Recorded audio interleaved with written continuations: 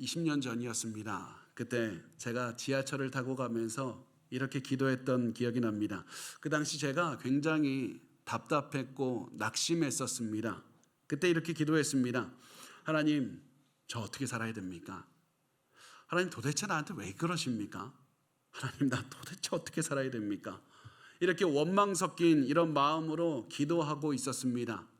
그런데 그때 하나님께서 갑작스럽게 이렇게 말씀을 하셨습니다. 영어로 말씀을 하셨는데요. 그때 어떻게 하셨냐면 You'll see what I'll do in your life.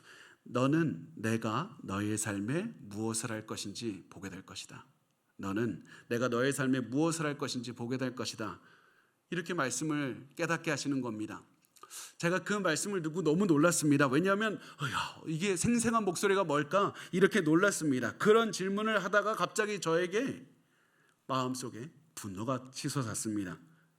하나님, 제가 질문한 게 지금 그게 아니지 않습니까?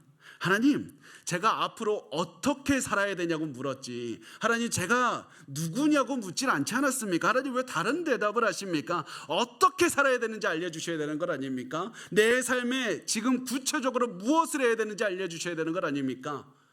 그렇게 기도했는데 아무 말도 그 다음에는 들리질 않았습니다. 시간이 지났습니다. 그래서 신학대학원에 이렇게 입학하게 되었습니다. 그리고 신학대학원 1학년이 되었을 때 제가 이렇게 기도했습니다. 하나님, 제가 살아보니까 고난을 겪은 만큼 영적으로 성장하는 것을 알게 되었습니다. 저 영적으로 성장해서 더 많은 사람들을 돕고 품고 싶습니다. 제가 더 많은 사람들을 목회자로서 품을 수만 있다면 저 어떤 고난이라도 달게 받겠습니다. 제가 어떠한 고난이라도 받을 테니까 저를 영적으로 성장시켜 주십시오. 그렇게 기도했습니다. 그렇게 기도하고 또 시간은 지났습니다. 그리고 제가 1년 정도 전에 이렇게 기도했습니다. 하나님, 저 목회 어떻게 해야 됩니까? 하나님, 목회가 너무 힘듭니다. 목회 생각처럼 쉽지 않습니다. 도대체 이거 어떻게 하는 겁니까? 이렇게 답답한 마음에 소리치면서 기도하고 있을 때 하나님께서 갑자기 제가 방금에 언급한 그 일들을 생생하게 기억나게 하셨습니다. 나는 내가 너의 삶에 무엇을 할 것인지 너가 보게 될 것이다. 이 말씀을 하셨을 때가 갑자기 머릿속에 선명하게 떠올랐습니다. 내가 어떠한 고난이라도 달게 받겠으니까 영적으로 성장하게 해주십시오. 이렇게 기도하는 모습도 갑자기 생각나게 하셨습니다. 그리고 나서 하나님께서는 이 사실을 깨닫게 하십니다. 나는 단 한 번도 너를 떠난 적이 없다. 나는 너의 모든 기도를 듣고 있었고 너와 함께하고 있었고 너의 모든 기도에 응답하고 있었다. 이것을 깨닫게 하시는 겁니다. 그리고 이 사실 하나를 깨닫게 되었더니 다른 모든 것들도 갑자기 깨달을 수가 있게 되었습니다. 내가 지금까지 살면서 수많은 잘못도 했고 수많은 아픔도 겪었고 수많은 눈물도 흘렸다. 그러나 내가 그 모든 고통의 순간에 망가지지 않았고 어떠한 아픔도 나를 짓누르지 못했던 이유가 무엇인가? 내가 결단하고 내가 노력하고 내가 열심히 살아서가 아니라 하나님이 나를 인도하셨기 때문이다. 하나님은 나를 포기하지 않으셨고 하나님은 내가 모든 필요한 것들을 때마다 제공해 주셨고 하나님 나와 항상 함께 하시면서 힘을 주고 계셨다. 하나님 도대체 어디에 계십니까? 원망하고 있을 때도 하나님 내 바로 옆에 계시면서 나를 지켜주고 계셨다. 제가 이 사실을 깨닫고 펑펑 울었습니다. 정말 그렇게 운 적이 있을까 싶을 만큼 엄청나게 울었습니다. 왜냐하면 제가 지금까지 걸어온 길마다 그 인생의 구비구비마다 하나님 함께 하셨다는 생각이 가슴속 깊이 다가왔기 때문에 그렇습니다. 지금까지 내 삶을 보면 내가 한 게 아무것도 없구나. 하나님이 전부 하셨다. 그것을 너무나도 깊숙하게 다시 한번 체험하게 되었습니다. 그리고 그 사실을 깨닫게 되자 확신이 생겼습니다. 지금까지 길이 없는 곳에서 길을 만드시고 나를 인도하신 하나님은 앞으로도 모든 불가능한 상황 속에서도 나를 인도하실 것이다. 이 믿음이 생겼습니다.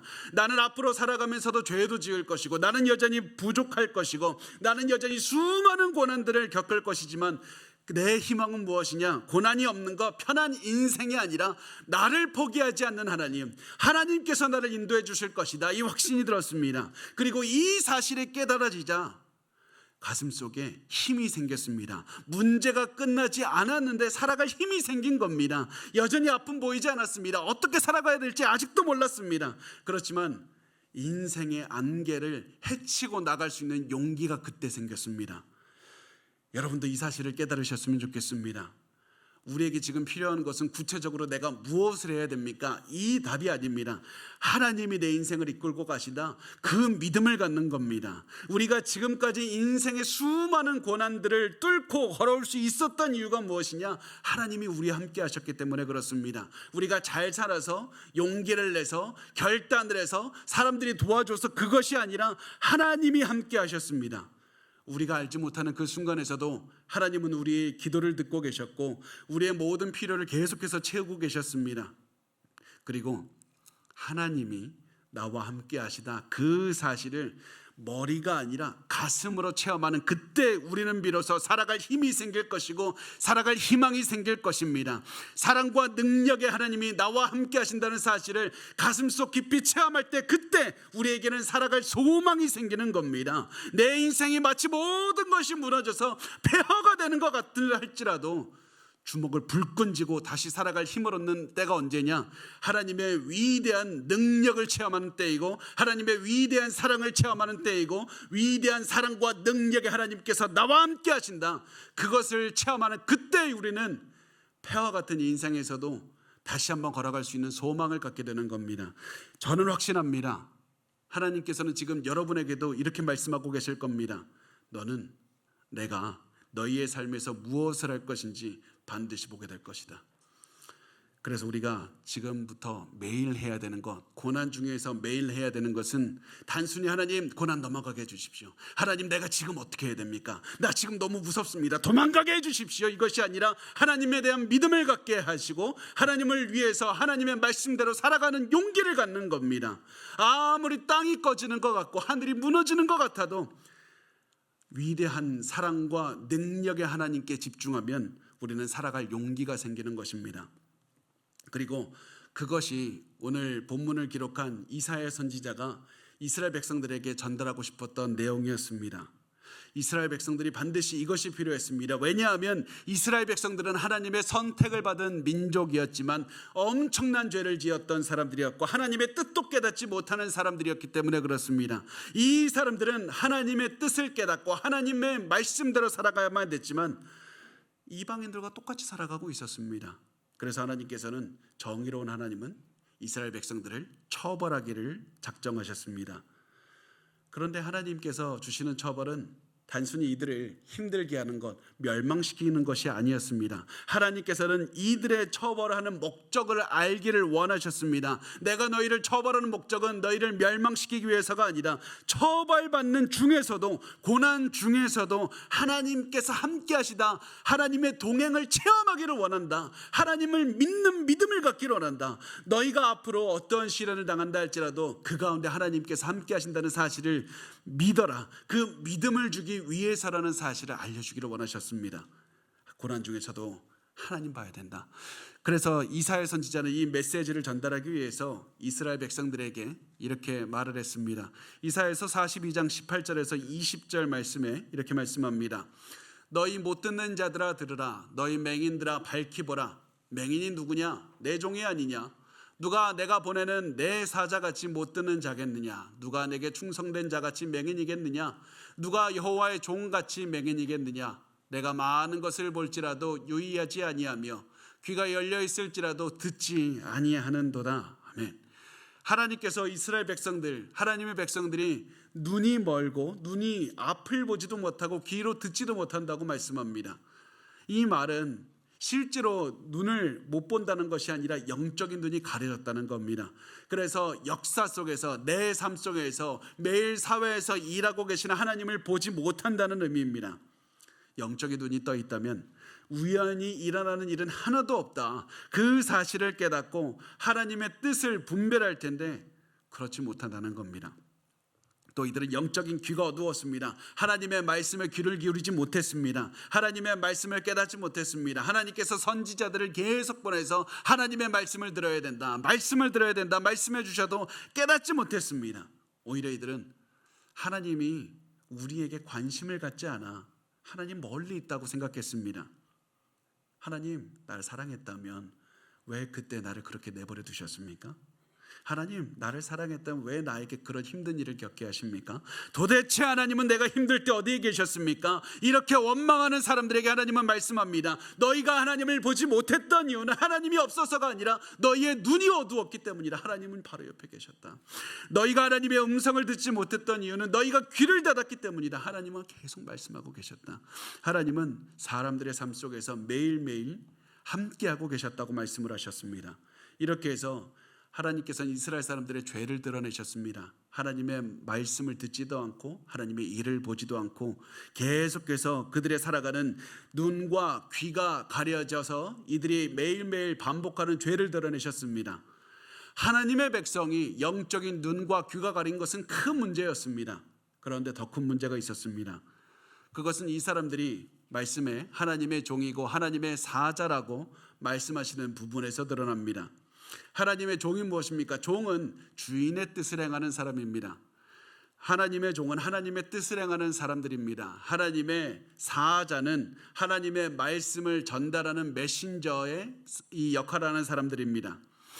하나님의 종이 눈이 어두워서 하나님의 일을 보지 못합니다. 하나님의 말씀을 전달해야 되는 메신저가 하나님의 음성을 듣지를 못하는 겁니다. 오히려 이들은 하나님을 거부하면서 살았습니다. 그래서 우리가 이것을 보면서 내릴 수 있는 결론이 무엇이냐면 이스라엘 백성들 쓸모없는 인간들이라는 사실입니다.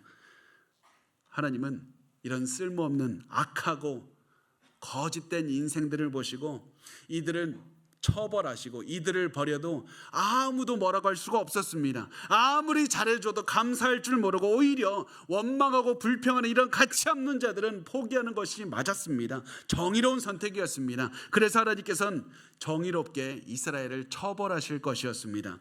22절에 이렇게 말씀합니다. 이 백성이 도둑 맞으며 탈취를 당하며 다 굴속에 잡히며 옥에 갇히도다. 노략을 당하되 구할 자가 없고 탈취를 당하되 되돌려 주라 말할 자가 없도다.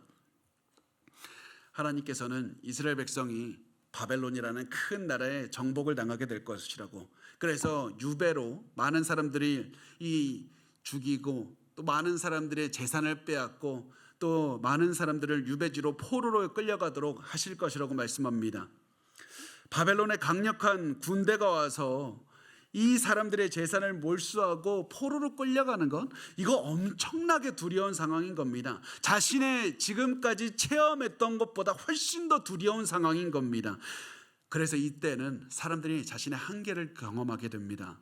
지금까지는 내가 노력하면 버틸 수 있습니다. 상황을 바꿀 수도 있는 상황입니다. 그런데 사람들이 군대가 와서 자기들을 죽이고 또 가족들도 죽이고 재산도 몰수하고 포로로 이끌고 가는 그런 고난은 내 힘으로는 도저히 어쩔 수가 없는 상황인 겁니다. 이때 사람들이 보여야 되는 반응이 뭡니까? 회개하는 겁니다. 자신의 잘못을 내려놓고 하나님께 회개하면서 용서를 구해야만 됐습니다. 그런데 이사야 선지자 앞에 있는 그 사람들은 오히려 선지자를 비난합니다. 하나님을 원망합니다. 자기 연민에 빠집니다. 내가 어떻게 어려운 인생을 살았는데 왜 나에게 이런 고난을 줍니까? 나 이렇게 고난당할 만큼 악하게 인생 살지 않았습니다. 왜 나한테 이러십니까? 이러면서 사람들은 슬퍼합니다. 이런 모습을 보면 하나님께서 당장에 처벌하는 것이 마땅했습니다. 그런데 하나님께서는 은혜로우신 하나님이셨습니다. 하나님은 처벌하는 가운데 은혜를 넣어주셨습니다. 왜냐하면 하나님께서는 처벌을 받는 고난의 시간을 통해서 이스라엘 백성들이 하나님을 보기를 원하셨기 때문에 그렇습니다. 하나님을 믿기를 원하셨기 때문에 그렇습니다. 하나님은 백성들이 고난을 통해서 하나님을 보고 하나님에 대한 믿음을 회복하기를 원하셨던 겁니다. 그래서 하나님은 이렇게 말씀합니다. 23절과 24절을 보면 너희 중에 누가 이 일에 귀를 기울이겠느냐? 누가 뒤에 올 일을 삼가 듣겠느냐? 야곱의 탈취를 당하게 하신 자가 누구냐? 이스라엘 약탈하신 자들에게 넘기신 자가 누구냐? 여호와가 아니시냐? 우리가 그에게 범죄하였도다. 그들이 그의 길로 다니기를 원하지 아니하며 그의 교훈을 순종하지 아니하였도다. 말씀을 잠깐 띄워주시겠어요? 그래서 보면 이 말씀에서 강조하는 것을 보시면 됩니다. 단순히 이들이 고난당하고 있다, 처벌받고 있다, 이것이 아닙니다. 너희 중에 누가 이 말에 귀를 기울이겠느냐? 누가 뒤에 올 일을 삼가 듣겠느냐? 탈취를 당하게 하신 자가 누구냐? 약탈자들에게 넘기신 자가 누구냐? 계속해서 하나님은 누구라는 말을 강조하고 있습니다. 내려주셔야 됩니다. 이 누구가 이것이 중요하다는 겁니다. 이렇게 고난을 당할 때 너희가 누구에게 귀를 기울여야 되는가? 너희를 악한 자들에게 넘기며 처벌받게 하신 분이 누구신가? 이 질문을 통해서 하나님은 한 가지 사실을 지적하고 계신 겁니다. 너희 지금 잘못된 질문하고 있는 것이다. 너희가 자꾸 고난이 왔을 때 왜 나에게 고난이 왔습니까? 왜 나에게 이런 시련이 옵니까? 왜 내 몸이 아픕니까? 왜 내가 포로로 잡혀갔습니까? 왜 내 가족이 죽었습니까? 왜 내 재산이 몰수당했습니까? 왜 이렇게 질문하지만 너희가 해야 되는 질문은 왜가 아니라 누구냐? 이 질문이라는 겁니다. 누가 내 인생을 이끌고 있는가? 내가 누구의 명령을 어겼는가? 내가 하나님께 집중하고 있는가? 하나님은 왜 나를 이곳으로 이끄셨을까? 내가 고난 중에 하나님 앞에 어떻게 살아가야 되는가? 누구? 하나님이라는 질문이 가장 중요하다는 겁니다. 여러분, 우리도 지금 고난을 당하고 있다면 여러 가지 생각이 있을 겁니다. 앞으로 어떻게 살아가야 되는가? 내가 왜 이런 고난을 겪고 있는가? 이런 생각이 들 때 우리 정신을 차려야만 됩니다. 집중해야 됩니다. 하나님께 집중을 해야 됩니다. 질문을 바꿔야만 됩니다. 왜냐하면 하나님께 집중하면 희망이 보이기 때문이고, 하나님께 집중하면 앞으로 살아갈 방법이 보이기 때문에 그렇습니다. 너희가 포로로 끌려가는 이유는 하나님이 그곳에 너희를 보내셨기 때문이다. 이 누구에 집중하면 무엇이 보이냐면 하나님께서 그곳에 보내셨으니 하나님께서 그곳에서 너희를 또한 구원할 수 있다는 사실을 또한 깨닫게 되는 겁니다. 그래서 너희는 다른 것에 집중하지 말고 모든 능력에 하나님께 집중해야 된다. 하나님께서 온 세상을 통치하신다는 생각에 집중하고 하나님 뜻대로 살아가는 것이 가장 중요하다는 겁니다. 우리의 삶의 문제를 해결할 수 있는 분은 하나님이라는 사실을 기억하고 하나님만을 위해서 살아야 된다는 겁니다. 그런데 여기서 또 한 가지 큰 문제가 발생을 합니다. 사람들은 이 하나님을 찾지 않는다는 겁니다. 아무리 사람들에게 하나님을 보라, 하나님께 집중해야 된다 알려줘도 하나님께 아무도 집중하지 않는 겁니다. 공격을 당하고 포로로 끌려가는 이런 게 두렵고 힘든 고난을 겪어도 사람들은 영적인 눈을 뜨지 못합니다. 영적인 귀를 열지 못합니다. 그들은 죄를 짓고 처벌을 받아도 회개하지 않았습니다. 자신의 죄를 인정하지 않고 계속해서 악한 삶을 살아갔습니다. 왜 그렇게 할까요? 그게 이스라엘 사람들이 특별히 악한 사람들이라서, 특별히 어리석은 사람들이라서 그렇습니까? 그렇지 않습니다. 이것은 모든 인간이 가진 한계입니다. 사람들은 아무리 충격적인 일이 벌어져도 자신의 죄를 깨닫지 못합니다. 아무리 엄청난 고통과 상처가 생겨도 자신의 한계를 깨닫고 하나님께 와서 자신의 죄를 회개할 수 있는 인간은 아무도 없습니다. 오히려 하나님을 원망하고 우상에게 가서 자신의 해답을 찾는 존재가 바로 사람인 겁니다. 그래서 우리는 엄청나게 타락한 존재인 것이고, 그래서 우리가 구원을 얻기 위해서 필요한 것이 무엇이냐면 결단과 기쁨과 우리의 모든 주변 사람들이 아니라 하나님의 개입이 필요한 겁니다. 하나님만이 우리의 희망이 되시는 하나님의 개입이, 우리의 마음을 만져주시는 하나님의 개입이 필요한 겁니다. 그래서 하나님은 절망밖에 없는 이스라엘 백성들에게 이렇게 말씀하십니다. 우리 이사야 43장 1절과 2절 같이 읽겠습니다. 시작. 야곱아, 너를 창조하신 여호와께서 지금 말씀하시느니라. 이스라엘아, 너를 지으신 이가 말씀하시느니라. 너는 두려워하지 말라. 내가 너를 구속하였고 내가 너를 지명하여 불렀나니 너는 내 것이라. 내가 물 가운데로 지날 때 내가 너와 함께 할 것이라. 강을 건널 때 물이 너를 침몰하지 못할 것이며 내가 불 가운데로 지날 때 타지도 아니할 것이요 불꽃이 너를 사르지도 못하리니. 아멘. 너는 포로 생활을 할 것이지만 두려워할 필요가 없다. 왜냐하면 너를 창조하신 하나님께서 개입하셔서 너를 구원하실 것이기 때문이다.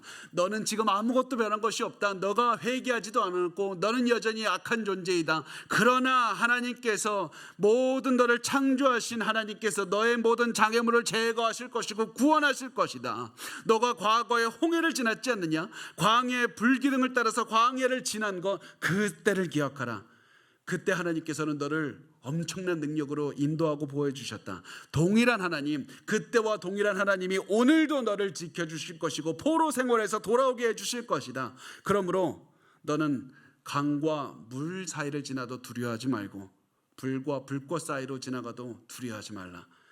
너희가 물을 지나고 불을 지날 때 하나님은 절대 가만히 보고 계시지 않는다. 반드시 너를 구해 주실 것이다.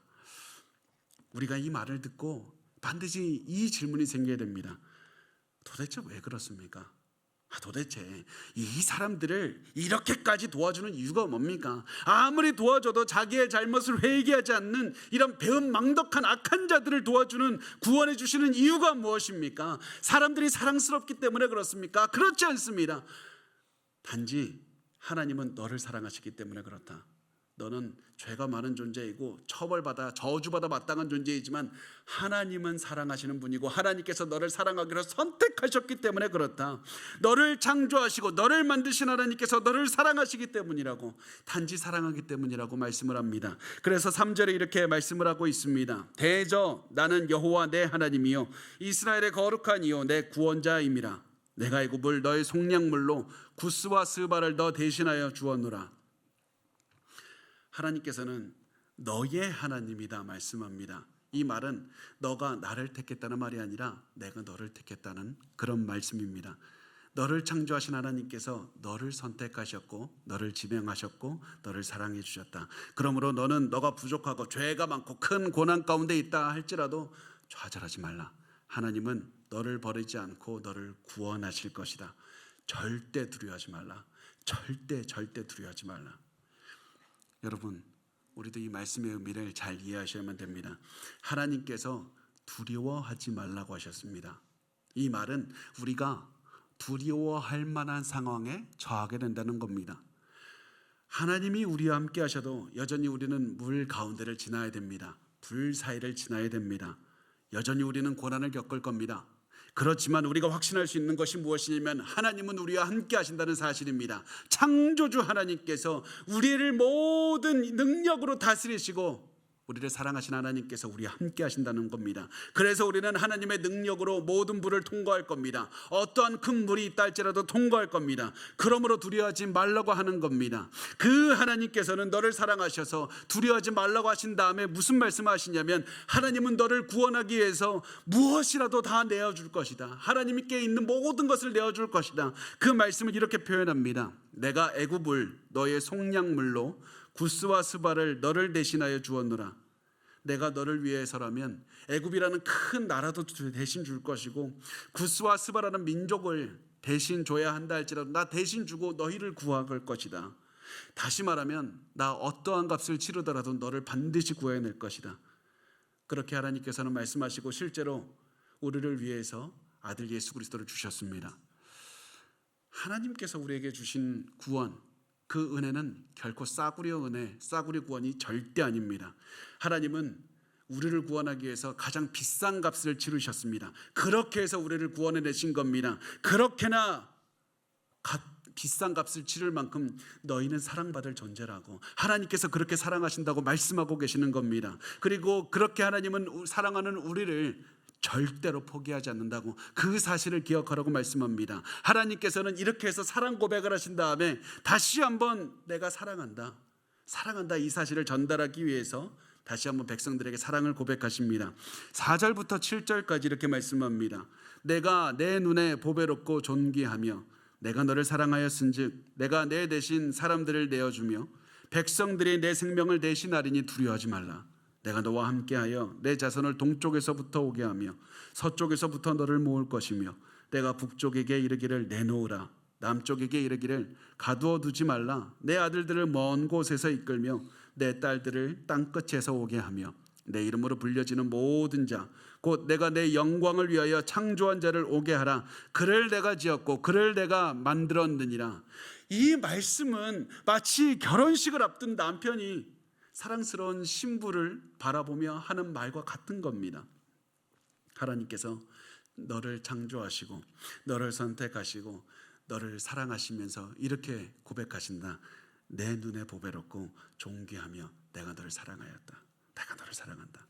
하나님께서 애절한 마음으로 사랑 고백하신다는 그 말씀, 그 마음을 들어야 됩니다. 그래서 내가 너를 절대로 버릴 수 없다고 고백하는 그 말씀의 의미를 들어야 됩니다. 하나님은 절대로 너를 버리실 수 없다. 하나님이 너를 사랑하시기 때문에 이 모든 일이 가능하다는 겁니다.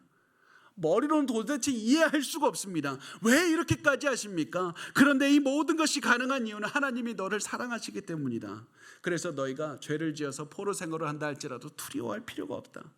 너희를 사랑하는 하나님은 너희를 포기하지 않으시기 때문이다. 너희가 온 세상에 흩어져 있다 할지라도 너희는 전혀 염려할 필요가 없다. 하나님께서는 하나님의 선택하신 사람들을 전 세계에서 흩어진 자들을 모을 것이기 때문이다. 두려워 말라, 두려워 말라. 우리는 이렇게 생각합니다. 문제가 너무 복잡합니다. 문제 스케일이 너무 큽니다. 이거 해결하기 쉽지 않습니다. 그런데 하나님 말씀합니다. 너의 모든 복잡한 문제는 하나님께서 간단하게 해결하실 것이다. 그래서 이사야서 43장 6절에 말씀합니다. 내가 북쪽에게 이르기를 내놓으라, 남쪽에게 이르기를 가두어 두지 말라. 내놓으라, 가두어 두지 말라. 이렇게 복잡한 문제들을 간단하게 명령하시면 모든 문제가 해결되는 겁니다. 그러므로 모든 세상을 다스리시는 하나님께서 말씀합니다. 두려워 말라. 고난 중에 너희가 두려워하거나 무서워하거나 복잡한 생각을 가지고 어떻게를 고민할 것이 아니라 가장 먼저 하나님을 믿으라. 하나님을 믿으라고 말씀하신 다음에 그 다음에 이렇게 이어서 말씀합니다. 13절에 보면 과연 태초로부터 나는 그이니 내 손에서 건질 자가 없도다. 내가 행하리니 누가 막으리요. 하나님께서 역사를 주관하신다는 겁니다. 하나님의 계획하신 대로 역사는 흘러가는 겁니다. 그래서 그 하나님께서 보호하시는 자는 그 누구도 무너뜨릴 수가 없는 겁니다. 하나님께서 지키신 자들은 절대로 하나님으로부터 빼앗아갈 수가 없는 겁니다. 그래서 하나님께서는 이제부터 하나님께서 바벨론을 사용하셔서 이스라엘을 치셨지만 이제는 그 바벨론을 치셔서 이스라엘을 구원하실 것에 대해서도 말씀을 하고 있습니다. 14절에서 15절은 말씀합니다. 너희의 구속자요 이스라엘의 거룩하니 여호와가 말하노라. 너희를 위하여 내가 바벨론에 사람을 보내어 모든 갈대아 사람에게 자기들이 연락하던 배를 타고 도망하여 내려가게 하리라. 나는 여호와 너희의 거룩한 이요 이스라엘의 창조자요 너희의 왕이니라. 하나님께서는 바벨론을 멸망시키실 것이다. 너희를 구출하실 것이다. 이 말씀을 듣고 사람들은 질문합니다. 어떻게 믿을 수 있습니까? 두 가지로 이 질문을 나눌 수가 있는데, 하나님, 저 바벨론이라는 거대한 민족을 어떠한 능력으로, 하나님 정말 그 능력이 있습니까? 저 바벨론이라는 왕국을 지키는 신이 얼마나 대단한지 아십니까? 그 신을 이길 수 있는 힘이 하나님한테 있습니까? 두 번째, 하나님이 그 약속을 지키신다는 그 말을 어떻게 믿을 수 있습니까? 두 가지.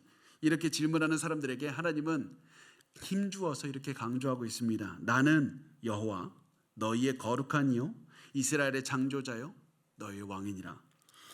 이 말 하나하나가 하나님의 위대하심을 가리키는 칭호, 타이틀인 겁니다.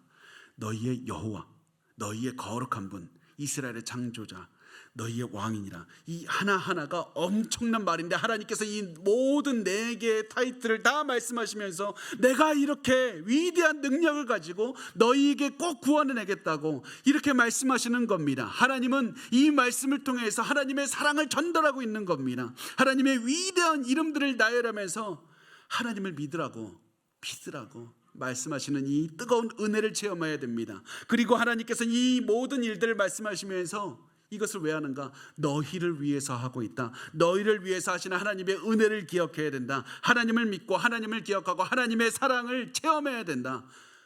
좋은 결과를 주실 것이라는 것을 믿는다는 말이 아니라 계속해서 하나님은 모든 세상을 움직여 가시고 너를 사랑하시는 하나님을 믿으라고, 하나님께 집중하라고 말씀을 하고 있습니다. 제가 한 목사님의 간증을 들은 적이 있습니다. 그 목사님께서 그 당시에 셋째 아이를 임신을 했는데 그 부부가 셋째 아이를 유산을 했다고 합니다. 그래서 그 목사님 부부가 굉장히 힘들어했습니다.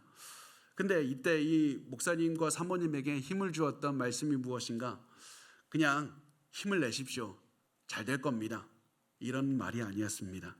이분들에게 힘을 주었던 이 말은 이겁니다. 이 아픔에는 선하신 하나님의 선하신 목적이 있을 것이다. 하나님은 그 우리의 아이를 살려달라는 그 기도에 응답하지 않으셨다. 그렇다면 우리가 보지 못한 어떤 선한 목적이 있을 것이다.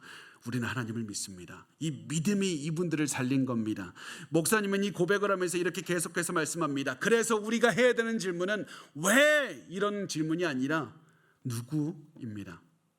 하나님이 모든 피조물의 왕이 되시며 나의 아버지가 되신다는 사실이 저와 제 아내를 지탱했습니다. 이렇게 간증했고, 바로 지금 이것이 바로 여러분에게 필요한 것입니다. 우리에게 지금 필요한 것은 왜, 무엇을, 어떻게가 아니라 누구, 하나님을 믿는 믿음입니다. 그 선하고 완벽하신 하나님께서 나를 사랑하시고 나와 함께 하신다는 그 믿음을 갖는 것이 중요한 겁니다. 믿음이 있으면 어떠한 고난도 거뜬하게 이겨낼 수 있기 때문에 그렇습니다. 그런데 여기서 하나님은 아무도 예상하지 못한 그런 말씀을 갑자기 하십니다. 앞으로 우리 인도해 주시겠다고 약속하신 것, 그거 위대한 것 아닙니까? 그런데 우리의 상상을 뛰어넘는 그런 약속을 해주십니다. 이사야서 43장 16절에서 18절 우리 같이 읽어보겠습니다. 시작. 나 여호와가 이같이 말하노라. 바다 가운데 길을, 큰 물 가운데 지름길을 내고 병거와 말과 군대 용사를 이끌어내어 그들이 일시에 엎드려져 일어나지 못하고 소멸하기를 꺼져가는 등불 같게 하였느니라. 너희는 이전 일을 기억하지 말며 옛날 일을 생각하지 말라. 아멘. 하나님께서 이 말씀을 통해서 출애굽기 할 때 홍해를 건너간 그 이미지를 이 말씀을 통해서 전달하십니다. 출애굽할 때 하나님께서 이스라엘 민족이 홍해를 가르시고 홍해를 지나가게 하셨고, 그 뒤에 이 이집트의 군대가 따라오다가 이 홍해에 다 수장이 되어서 다 죽었다. 군대를 하나님께서 파멸시키셨다. 이것을 말씀하는 겁니다. 왜 이것을 말씀합니까? 왜 수많은 과거의 기록 중에 왜 하필 이 기억을 끄집어내십니까? 이것이 이스라엘 백성들에게 가장 영광스러운 과거이기 때문에 그렇습니다. 그 과거가 이스라엘 사람들에게 가장 자랑스럽게 간직하고 있는 과거이기 때문에 그렇습니다. 하나님은 이 가장 영광스러운 과거를 가리키면서 이렇게 말씀합니다. 너희는 이전 일을 기억하지 말며 옛날 일을 생각하지 말라. 너희의 가장 영광스러운 과거를 기억하지 말라.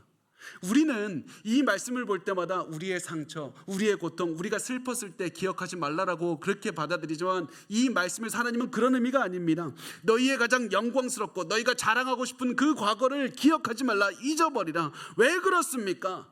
하나님은 그 과거를 뛰어넘는 위대한 일을 하실 것이기 때문에 그렇습니다. 아무도 상상하지 못한 위대한 일을 하실 것이다. 과거에는 이집트에서 탈출하게만 하셨지만 이제는 더 큰 민족인 바벨론에서 나오게 하실 것이다. 전혀 새로운 일을 하실 것이다. 그러면서 19절에서 20절에 말씀합니다. 보라, 내가 새 일을 행하리니 이제 나타날 것이라. 너희가 그것을 알지 못하겠느냐? 반드시 내가 광야의 길을, 사막의 강을 내리니 장차 들짐승 곧 승냥이와 타조도 나를 존경할 것은 내가 광야의 물을, 사막의 강들을 내며 내 백성 내 택한 자에게 마시게 할 것입니다. 하나님께서는 출애굽 때 바다를 가르셨습니다. 그런데 이제는 새로운 일을 해서 사막의 길을 내신다고 합니다. 광야의 물을 냅니다. 사막의 강들을 냅니다. 하나님의 사람들이 필요한 모든 것들을 얻게 하실 것이다. 하나님은 아무도 상상하지 못한 위대한 일들을 하실 것이니 그 하나님을 기대하라. 너희를 사랑하는 하나님은 너희를 위해서 아무도 상상하지 못한 새로운 일을 하실 것이다. 우리는 이 질문을 할 겁니다. 하나님, 과거에 한 것만 해도 위대한 겁니다. 그런데 굳이 왜 새로운 방식으로 새로운 일을 하십니까? 과거를 반복해도 이미 큰 기적입니다. 나 그 기적을 체험하기만 해도 만족합니다. 왜 하필 새로운 일을 하시겠다고 합니까? 그 이유는 하나님께서 하나님께 집중하기를 원하기 때문에 그렇습니다. 너희의 고난에 집중하지 마라. 기적에 집중하지도 마라. 너희가 집중해야 될 것은 하나님 그 자신이다. 하나님의 사랑을 믿고 하나님의 능력을 믿어야 된다. 하나님은 우리가 이 일을 통해서 새로운 일, 어떠한 과거에 일어났던 기적이 또다시 반복되기를 원하는 그 과거의 기적에 집착하는 것이 아니라 하나님을 믿고 하나님을 배우고 하나님을 기대하기를 원하시는 겁니다. 그리고 그 하나님의 새로운 일은 오늘날 우리의 삶에도 반복이 될 겁니다. 분명히 말씀드리지만 우리 눈앞에서 바다가 갈라지는 일은 없을 겁니다. 애굽 군대가 죽는 일도 없을 겁니다. 그렇지만 하나님은 우리의 삶에 전혀 새로운 일들을 해내실 겁니다. 우리가 상상하지 못한 방법으로 우리를 이끄실 겁니다. 그래서 그래서 우리는 과거의 것들을 기억하며 과거가 오늘도 왜 반복되지 않습니까? 하나님, 내가 내 경험상 이 일이 잘 되려면 이런 일들이 잘 되어야 되는데 하나님 왜 이런 신호가 오지 않습니까? 이렇게 한다고 해도 절망할 필요가 없습니다. 이미 하나님은 새로운 방식으로 새로운 방법으로 일하기 시작하셨기 때문에 그렇습니다. 우리가 알지 못할 뿐입니다. 하나님은 이미 위대한 일을 시작하셨습니다. 하나님은 홍해와 같이 우리를 가로막고 있는 엄청난 장벽을 또한 넘어가게 하실 겁니다. 우리가 하나님을 믿기만 하면 됩니다. 믿기만 하면, 하나님을 따라가기만 하면 되는 겁니다. 그러면 이 모든 것을 다 한 다음에 하나님 우리에게 무엇을 하기를 원하십니까? 하나님, 우리가 이거 알겠습니다. 하나님을 믿기를 원합니다. 그런데 이 하나님께서 고난 중에 함께 하시면서 이기게 하신 하나님은 우리가 계속해서 무엇을 하면서 따라가기를 원하십니까? 하나님 바라보면서 우리가 무엇을 하기를 원하십니까? 그 질문에 21절에 이렇게 대답을 합니다. 이 백성은 내가 나를 위하여 지었나니 나를 찬송하게 하려 함이니라. 하나님께서는 우리가 하나님을 찬송하고 찬양하기를 원한다고 말씀합니다. 여러분, 이 말씀 이해가 가십니까? 저는 이해가 안 갔습니다. 굳이 왜 찬송받으려고 하십니까? 아니, 굳이 하나님 우리에게 좋은 거 해주셨으면 거기에 만족하시지, 굳이 찬송까지 들으려고 하시는 이유가 무엇입니까? 저 이해하지 못하겠습니다. 제가 그런 고민을 하고 있을 때 이런 책을 읽었습니다. C.S. 루이스라는 신학자가 쓴 시편 4색에서 이런 부분이 있습니다. 이렇게 제가 한번 읽어보겠습니다. 저는 우리가 우리에게 즐거움을 주는 것들을 찬양하기 좋아하는 까닭은 찬양이 단순히 우리의 즐거움을 표현해 줄 뿐만 아니라 완성해 주기 때문이라고 생각합니다. 찬양은 단순히 우리의 즐거움을 표현해 줄 뿐 아니라 완성해 준다는 겁니다.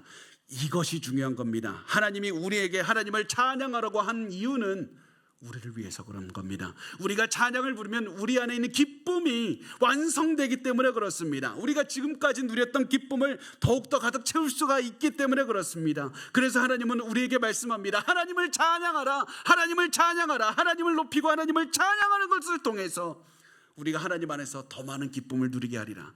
하나님은 단순히 우리에게 새로운 일을 통해서 기적 체험하고 그것으로 그냥 고난에서 건져주는 것으로 끝이 아니라 우리가 하나님 안에서 누리는 그 기쁨을 극대화시키는 그 복을 주시고 싶은 겁니다. 왜냐하면 하나님이 우리에게 원하시는 것은 하나님이 하시는 일이 아니라 하나님께서 주시는 사랑, 하나님께서 주시는 기쁨, 하나님을 믿고 따르기를 원하시기 때문에 그렇습니다. 하나님을 집중하십시오. 그래서 우리가 하나님을 집중하며 살아가야 되는 겁니다. 그런데 우리가 이게 쉽지 않습니다. 고난 중에 하나님에 집중하는 거 마음대로 되지 않습니다.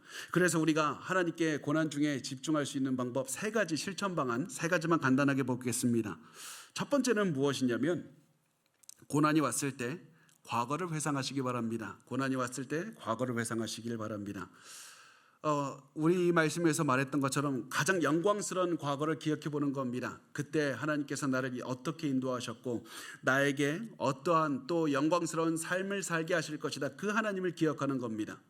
또 우리의 가장 고통스러운 과거도 기억해 보는 겁니다. 우리 정말 힘들었는데 나 그때 정말 나 너무 죽을 만큼 힘들었는데 하나님께서 그 시간을 어떻게 인도하셨는지 그것을 기억해내는 겁니다.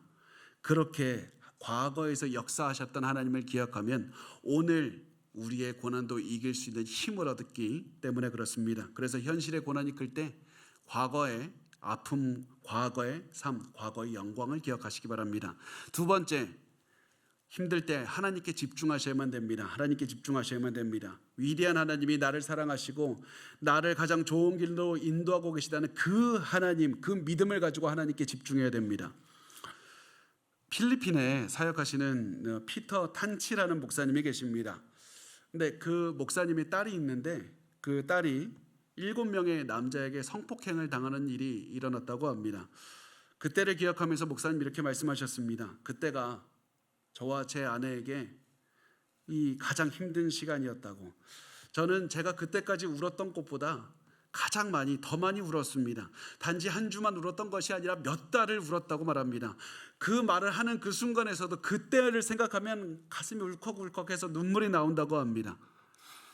그러면서 더 힘들었던 것은 어떻게 사랑의 하나님이 그런 끔찍한 일을 내 딸에게 일어나도록 두셨을까? 이해할 수가 없었습니다. 그 당시 자신의 딸이 15살이었고 남자하고 입맞춤도 해본 적이 없는 그런 아이였고, 당시 본인은, 그 목사님은 성경을 가르치고 있었습니다. 다 죄진 거 없었습니다. 그런 생각이 드니까 어떤 마음이 드냐면 유혹이 들었다고 합니다. 왜 계속 하나님 섬기고 있어? 왜 하나님을 계속 섬겨? 그때 성령님께서 이 목사님에게 말씀합니다. 계속해서 이 위대한 약속을 믿으라고 하셨다고 합니다. 그것이 무엇이냐면 로마서 8장 28절입니다. 우리 같이 한 목소리로 읽겠습니다. 시작. 우리가 알거니와 하나님을 사랑하는 자 곧 그의 뜻대로 부르심을 입은 자들에게는 모든 것이 합력하여 선을 이루느니라. 아멘. 고난이 올 때 도저히 이해가 가지 않을 때, 앞이 보이지 않을 때 무엇을 해야 됩니까? 선하신 하나님께 집중하는 겁니다. 하나님은 나를 결코 버리지 않으신다. 나를 사랑하시는 하나님은 반드시 나를 선한 길로 인도하고 계신다. 하나님께 집중하십시오. 하나님께 어떻게 해서든지 바라봐야만 됩니다. 그러면 고난은 넘어갈 수 있습니다. 마지막으로 세 번째, 하나님이 하시는 일을 기대하셔야만 됩니다. 하나님이 하시는 일을 가슴 깊숙이 두고 웅장하게 기대하시기 바랍니다. 하나님은 폐허 속에서도 기적을 일구시는 하나님이십니다. 제가 언젠가 이 본문 말씀을 가지고 한 연세가 있으신 권사님께 가서 신방을 했습니다. 그리고 이 본문 말씀으로 설교를 다 끝내고 나서 이 권사님께서 참 알 수 없는 표정을 지으면서 이렇게 말씀을 제게 하셨습니다. 내가 이제 나이가 80이 넘었는데 나에게 무슨 새로운 일이 생기겠습니까? 목사님, 무슨 새로운 일을 기대하라는 겁니까? 여러분도 이 마음을 가지고 이 말씀을 보고 있지는 않습니까? 여러분, 그 마음을 버리십시오. 하나님은 우리의 나이에 상관없이, 우리의 환경에 상관없이, 우리의 재정 여부에 상관없이 새롭고 위대한 일을 하실 겁니다. 그 하나님을 믿고 하나님이 하시는 일을 끝까지 기대하시기 바랍니다. 하나님은 반드시 하나님을 사랑하는 사람을 위해서, 하나님을 사랑하는 사람을 통해서 아무도 예상하지 못한 위대한 일들을 하실 겁니다. 우리 그 하나님을 계속해서 믿고 하나님을 계속해서 기대했으면 좋겠습니다. 하나님은 위대한 일을 하시는, 여러분을 사랑하시는 하나님이 되십니다. 자, 우리가